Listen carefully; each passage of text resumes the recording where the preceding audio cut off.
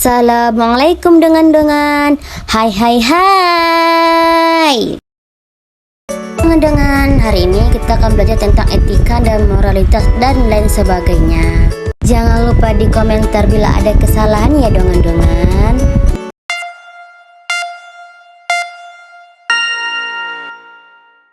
Selamat menonton dengan. Semoga yang menonton akan menjadi seorang CEO. Tugas etika pendidikan. Apa itu etika dan moralitas dan apa perbedaan etika dan moralitas? Jadi, etika ini disebut dengan karakter. Karakter siapa? Karakter seseorang tentang baik dan buruknya perilaku seseorang tersebut. Nah, itulah yang bagian etika. Nah, sedangkan moralitas adalah perilaku nyata seseorang yang menunjukkan apakah tindakannya baik atau buruk sesuai dengan nilai dan norma. Pengertian etika dan moralitas. Contohnya ialah contoh etika. Dia tahu bahwasanya berbohong itu salah ataupun tidak baik. Nah, itulah yang contoh etika. Sedangkan contoh moralitas ialah seseorang yang benar-benar tidak berbohong dalam kehidupan sehari-hari. Salah satu contoh etika dan salah satu contoh moralitas. Nah, apakah perbedaannya etika dan moralitas? Nah, perbedaannya ialah kalau etika lebih berfokus kepada teori tentang baik dan buruknya perilaku seseorang itu. Nah, sedangkan moralitas lebih berposisi kepada praktik atau tindakan yang nyata dalam kehidupan sehari-hari. Perbedaan antara etika dan moralitas. Kebebasan. Apa itu kebebasan? Nah, kebebasan adalah kemampuan seseorang untuk memilih, untuk berpikir, dan untuk bertindak sesuai dengan kehendaknya sendiri, tetapi tetap bertanggung jawab dan tidak melanggar aturan atau merugikan orang lain.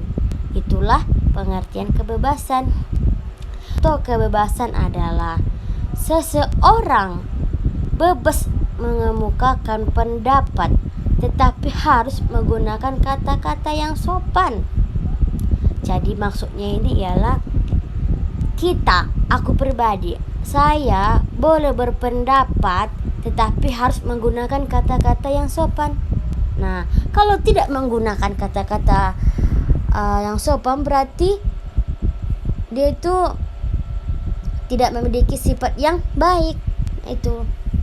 Nah, yang paling intinya ialah kebebasan berarti seseorang boleh melakukan sesuatu yang dia inginkan, tetapi harus bisa bertanggung jawab atas pilihannya. Itulah yang bagian kebebasan. Makna kebebasan dan hati adalah perasaan dalam diri yang memberitahu mana yang lebih baik dan mana yang lebih buruk. Itulah yang bagian suara hati, pengertian suara hati.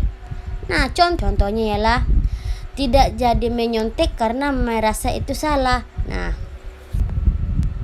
sekarang bagian pandangan dasar hedonisme dan cara-cara manusia mengembangkan diri secara etis buat secara singkat. Hedonisme adalah pandangan yang menganggap kesenangan sebagai tujuan utama hidup. Contohnya, seseorang melakukan sesuatu karena ingin merasa senang atau bahagia. Itu contohnya. Dan yang bagian kedua ialah bagaimana cara manusia mengembangkan diri secara etisnya. Manusia mengembangkan diri dengan berbuat baik atau bertanggung jawab dan menghargai orang lain. Contohnya, belajar dengan rajin dan bersikap jujur. Pandangan dasar hedonisme dan cara manusia mengembangkan diri. Bagian suara hati dan tuntunan moral dan keputusan dan pembinaan suara hati. Suara hati sudah saya jelaskan yang tadi, bahwasanya perasaan dalam diri yang memberi tahu mana yang baik dan mana yang buruk. Contohnya itu, contoh yang lain kita ambil. Merasa bersalah setelah berbohong kepada teman.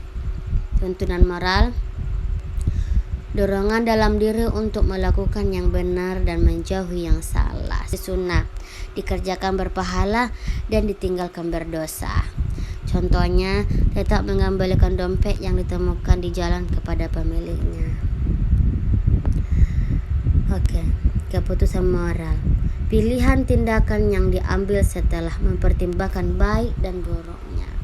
Contohnya, memilih belajar untuk ujian daripada menyontek.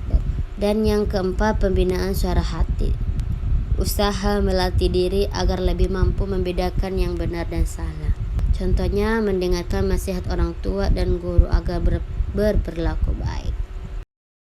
Terima kasih dengan sudah menonton. Marhaban ya Ramadan. Marhaban ya Ramadan. Marhaban.